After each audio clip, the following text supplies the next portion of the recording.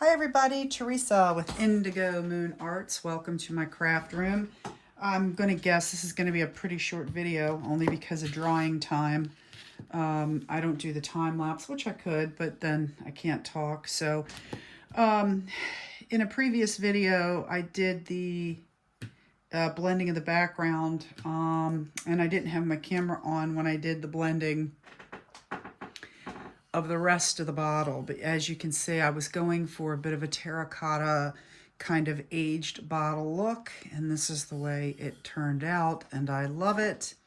Looks great from a distance. It just looks authentically old and aged for a glass bottle. So what am I doing now? I've decided to put on the implements, the embellishments, and I used two molds. I already did these. This is, I'm using for the bottom. It is done with air dry clay, DAS. I guess that's what it's called, DAS, DAS. And while it was wet, I put this cute little embellishment in it to give it a more of a vintage Victorian flair. And I also found some of these on Hobby Lobby under their metal gallery. They are brooches, and I cut the backs off. So I just cut the brooch part off.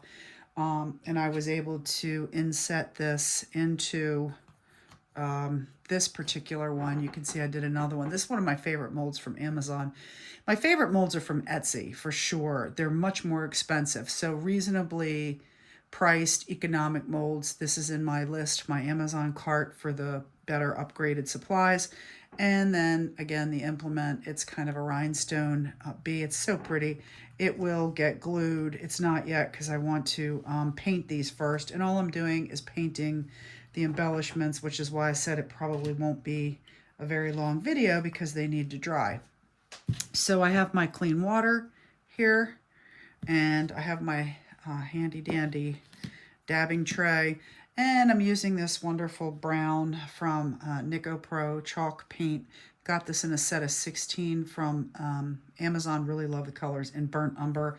And basically, there's two different ways to do this. I can't remember if I put gesso on these or not, but the two ways to do it is you can paint it before you put it on the bottle, or you can paint it after you put it on the bottle. Painting it before you put it on the bottle, you get the wonderful sides, which you will see when you put them on, and that's my main reason for not putting them on the bottle first. I could actually, I did it last time, the last bottle I did, the Raven that's off screen over there. I actually put the embellishments on while it was drying, and then painted them once they were on. I find that to be the harder path because you've got to be so particular and, you know, not to get it on the bottle. It just doesn't work well for me. I know a lot of you do that, which is fine. That's great. But for me, I'm just going to paint it like this. My hands will get dirty, but that's what I'm going to do. And that's why I said they'll have to dry, so this will be a short video.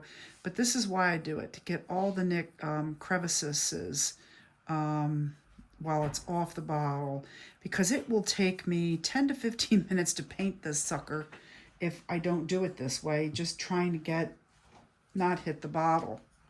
So again, I'm going to do this one just real quick. I put a lot of dab on my brush because I just want to get it done, right? This is to me not the fun part, so I just get that painted.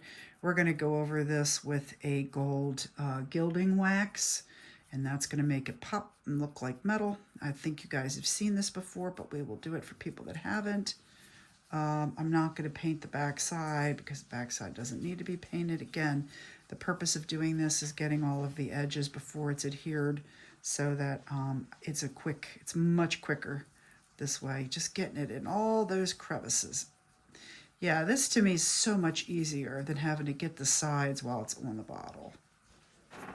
Right? That's it. That's all. You can even get the top. You can get the things while it is on the bottle, because I am going to go do the gilding wax right after. These will dry, and then I will glue the embellishments on. Lots of fun stuff going to happen. So that's about it. I'm going to set those down. That was a quickie. All right, thanks for watching. Again, Teresa with Indigo Moon Arts. Hope you're having a fantastic Sunday. See you soon. Bye now.